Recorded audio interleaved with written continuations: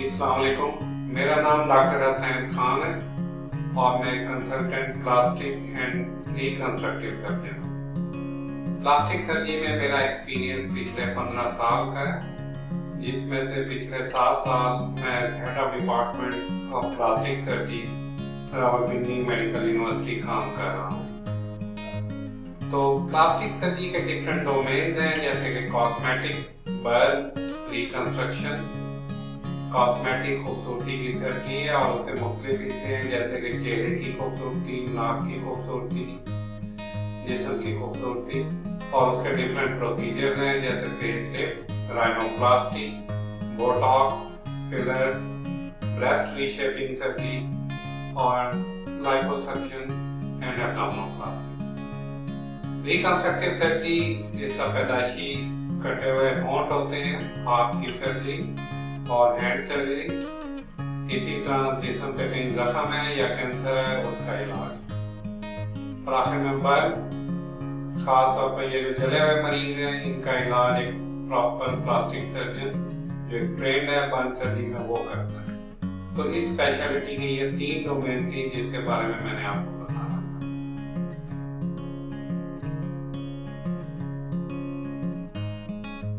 आज इस मसले के बारे में हम बात करेंगे वो है गायनिकोमेस्टिया।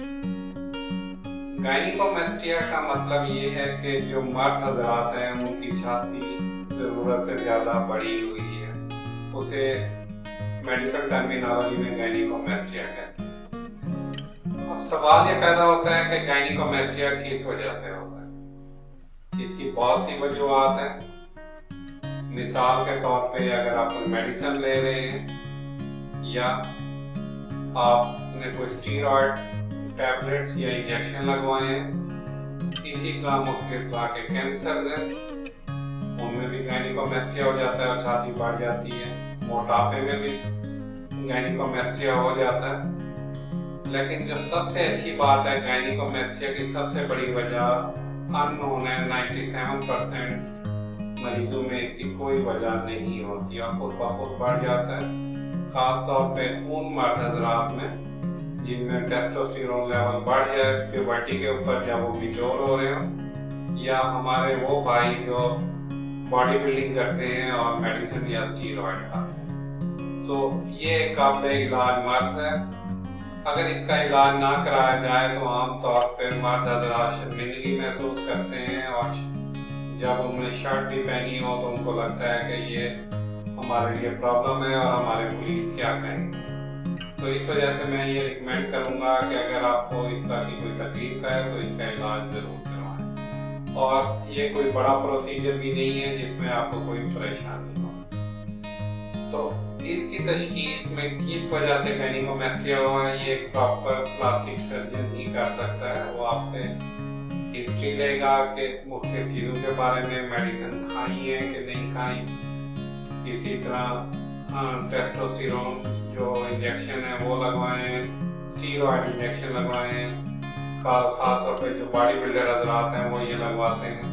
और आपका प्रॉपर मुआयना करेगा जिस्म का, जिसमें आपको उसे अंदाज़ा होगा कि गायनिकोमेस्टिया की वजह क्या है, और अगर ज़रूरी हुआ तो वो कुछ इन्वेस्टिगेशन भी करवाएगा, आपके टेस्ट जैसा कि अल्ट्रासाउंड और इसी तरह मुख्तलिफ तरह के टेस्ट।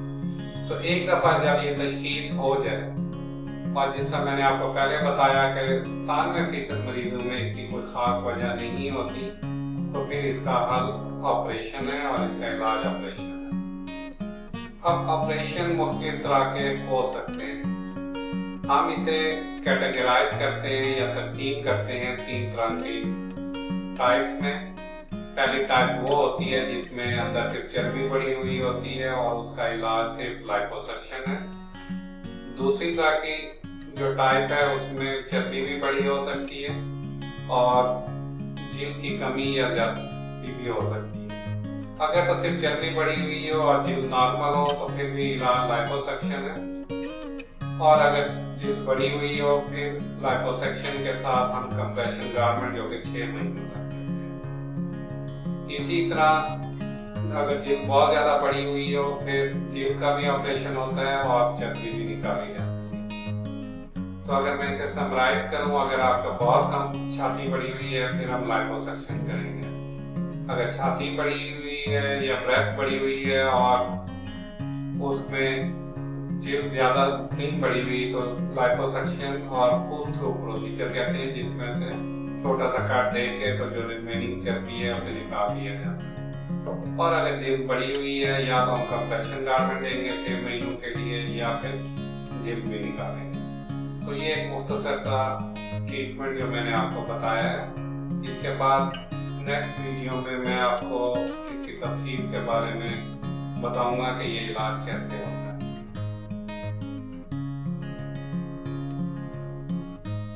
जी, अब हम डिस्कस करेंगे गायनेकोमेस्टिया के इलाज के बारे में। जिस तरह मेरी पिछली वीडियो में या मैंने आपको पहले बताया कि गायनेकोमेस्टिया की 3 टाइप होती है। पहली टाइप में सिर्फ चर्बी बढ़ी हुई होती है और उसका इलाज हम लाइपोसक्शन करते हैं। लाइपोसक्शन क्या है? लाइपोसक्शन में एक छोटा सा कट दिया जाता है 2 से 3 मिलीमीटर का, और हम डॉक्टर, खासतौर पर जो आप प्लास्टिक सर्जन को विजिट करेंगे, वो कैनुला इस्तेमाल करेगा और उस छोटे से सुराख में डाल के वो कैनुला भी 2 से 3 मिलीमीटर का होगा। तो उस कैनुले को इस्तेमाल करेगा ताकि छाती के अंदर जो चर्बी बढ़ी हुई है उसको निकाला जा सके। अगर गायनेकोमेस्टिया का दूसरा लेवल है, मॉडरेट अमाउंट में बढ़ी हुई है और जिल्द ज्यादा एक्सेस में नहीं है, तो लाइपोसक्शन की जाएगी।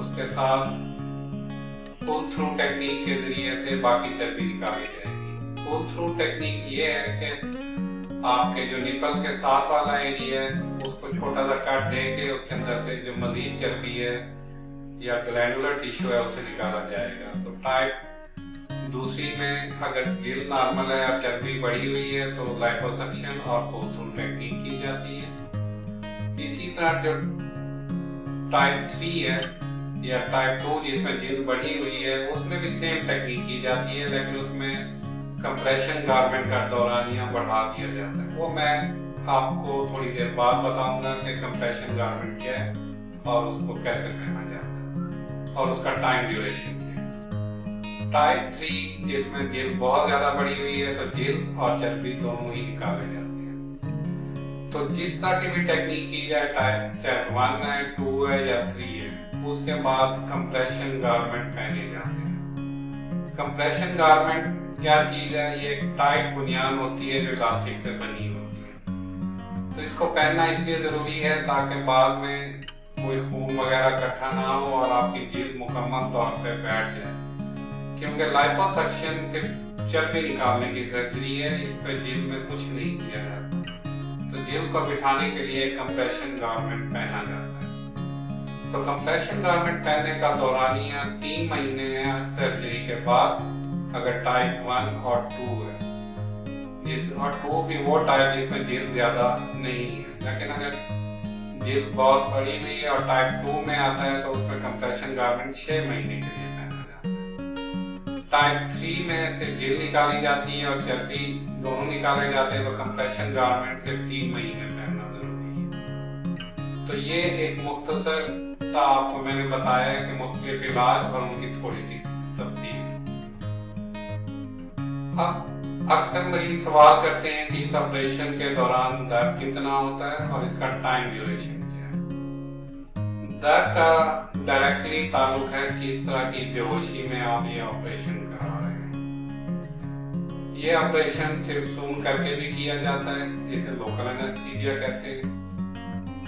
ये ऑपरेशन सून करके साथ साथ नींद में भी किया जाता है, जिसे लोकल एनेस्थीसिया वेस्टिगेशन कहते हैं। और ये ऑपरेशन मुकम्मल बेहोशी में भी किया जाता है। दर्द की नौइयत इन तीनों ऑपरेशन में कम होती जाती है, जिस तरह के मैंने आपको ऑपरेशन बताए हैं।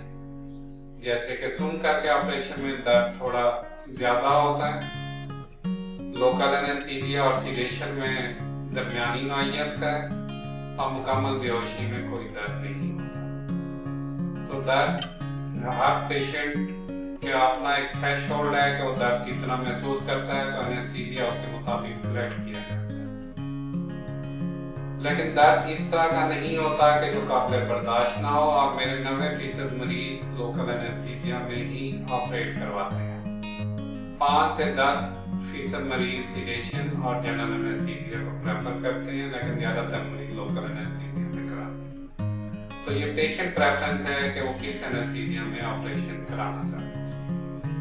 इसी तरह ऑपरेशन का दौरानिया भी मुख्तलिफ हो सकता है प्रोसीजर के हिसाब से। ऑपरेशन 1 घंटे में से लेके 3 घंटे तक लग सकते हैं इस ऑपरेशन में, और यह ऑपरेशन प्रॉपर ऑपरेशन थिएटर में किया जाता है और एक प्रॉपरली ट्रेन्ड प्लास्टिक सर्जन ही करता है। ऑपरेशन के बाद रिकवरी टाइम ज़्यादा लंबा नहीं है, आप नेक्स्ट डे मूव कर सकते हैं, अपनी एक्टिविटीज स्टार्ट कर सकते हैं। मेडिसिन आपको 5 डेज के लिए दी जाएंगी, वो आपको साथ लेना पड़ेंगी ताकि आपको पेन कम से कम हो। जी, ऑपरेशन के वक्त जो टांके लगाए जाते हैं वो मुख्तलिफ डॉक्टर मुख्तलिफ इस्तेमाल करते हैं। अगर आप मुझसे पूछेंगे तो हमारी प्रैक्टिस में हम जो टांके लगाते हैं जो खुद ही जज्ब हो जाते हैं, उन्हें निकालने की जरूरत नहीं पड़ती।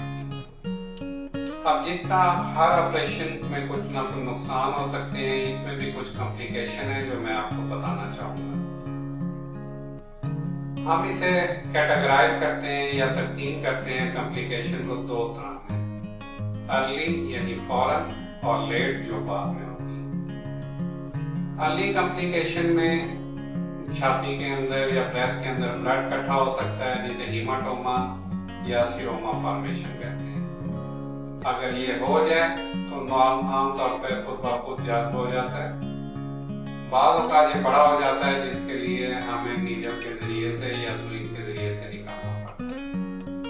हीमाटोमा या सीरोमा खास तौर पर उन मरीजों में बनता है जो कंप्रेशन गारमेंट नहीं पहनते, और पेशेंट अक्सर मुझसे सवाल करते हैं कि क्या अगर हम कंप्रेशन गारमेंट ना पहने तो क्या होगा। तो ये हीमाटोमा या सीरोमा सबसे बड़ी कॉम्प्लिकेशन है कंप्रेशन गारमेंट ना पहनने। इसके अलावा जिस तरह किसी भी सर्जरी में इंफेक्शन के चांसेस हैं, तो गायनिकोमेस्टिया की सर्जरी में भी इन्फेक्शन के चांसेस हैं, लेकिन बहुत कम है। इसलिए खास तौर पे उन मरीजों में जिनको एंटीबायोटिक हम प्रॉपर देते हैं, अगर वो इस्तेमाल करें तो इन्फेक्शन ना होने के बराबर है। हाँ, अगर एंटीबायोटिक नहीं इस्तेमाल करेंगे तो इन्फेक्शन के चांसेस ज़रूर हैं। इसके अलावा कॉम्प्लिकेशन में बाद का जख्म खुल जाता है, या निपल एरियोला जो होता है वो ब्लैक हो जाता है, और अगर ये हो जाए तो फिर आपको एक प्रॉपर प्लास्टिक सर्जन को विजिट करेगा जो इसको मैनेज करेगा।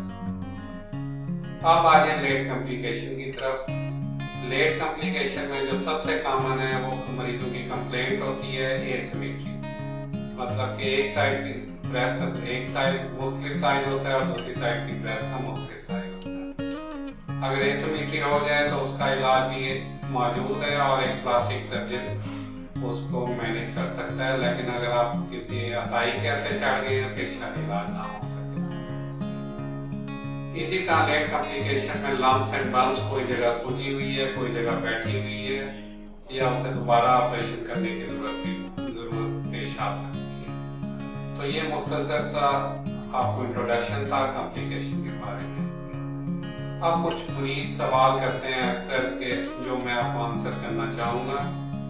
अक्सर ये सवाल होता है कि क्या इंस्ट्रूमेंट आपके स्टरलाइज होंगे। जी हाँ, हमारे जो इंस्ट्रूमेंट होते हैं वो प्रॉपरली स्टरलाइज होते हैं, और एक जो भी प्लास्टिक सर्जन के पास जाएं वो स्टरलाइजेशन इंश्योर करेगा। लेकिन अगर कोई डॉक्टर नहीं है तो उनके पास या अताई डॉक्टर है तो इंस्ट्रूमेंट हो सकता है स्टरलाइज ना हो। नंबर दूसरा, लोगों का सवाल होता है कि हमने YouTube पे देखा है जिल्द का कलर डार्क रेड हो जाता है, सुर्ख नजर आते हैं। तो इसका जवाब ये है कि हर गायनिकोमेस्टिया सर्जरी में तकरीबन कुछ ना कुछ एरिया डार्क रेड या डार्क कलर का हो जाता है, जिसे हम ब्रूजिंग कहते हैं। लेकिन वो 3 हफ्ते से 3 महीने तक सेटल हो जाता है, उसके बारे में परेशान होने की जरूरत नहीं। अक्सर लोग मुझसे सवाल पूछते हैं कि गायनिकोमेस्टिया की कॉस्ट कितनी है और कितना खर्चा आएगा। तो इसका जवाब ये है कि ये मुख्तलिफ सर्जन के साथ मुख्तलिफ हो सकती है, और जिस तरह मैंने बताया कि मुख्तलिफ तरह के ऑपरेशन किए जाते हैं, तो हर ऑपरेशन की मुख्तलिफ कास्ट होती है, और इसी तरह एनेस्थीसिया डिफरेंट एनेस्थीसिया में किया जाता है। तो ओवरऑल कास्ट का मैं आपको अगर आइडिया दूं तो ये 70,000 से 1.5 लाख के दरमियान इसकी कास्ट हो सकती है गायनिकोमेस्टिया के प्रोसीजर। तो ये मुख्तलिफ लोगों में मुख्तलिफ हॉस्पिटल में मुख्तलिफ इसकी कास्ट है। कुछ लोग सवाल करते हैं कि क्या गायनिकोमेस्टिया ऑपरेशन के बाद दोबारा हो सकता है, तो इसका जवाब है बिल्कुल हो सकता है। खास तौर पे उन लोगों में जो अपनी डाइट का ख्याल नहीं रखते और जिनकी एक्सरसाइज कम है, तो उनमें गायनिकोमेस्टिया दोबारा हो सकता है। तो इसको रोकने की एहतियात यही है कि एक दफ़ा अगर आपका ऑपरेट हो जाए और वो ठीक हो जाए तो मुस्तकबिल में एहतियात करें, फिर दोबारा नहीं हो। और कुछ लोग पूछते हैं कि हम ऑफिस वर्क या एक्टिविटीज़ कब स्टार्ट कर सकते हैं, तो जैसे मैंने पहले बताया, आप नेक्स्ट डे से मोबिलिटी स्टार्ट कर सकते हैं, लेकिन आइडियली आपको 3 दिन रेस्ट करके फिर अपनी एक्टिविटी या वर्क ज्वाइन करना चाहिए। तो थैंक यू वेरी मच। इसके अलावा अगर आपका कोई सवाल हो तो नीचे दिए गए ईमेल एड्रेस या फ़ोन नंबर पे आप हमसे कांटेक्ट कर सकते हैं। ठीक है जी।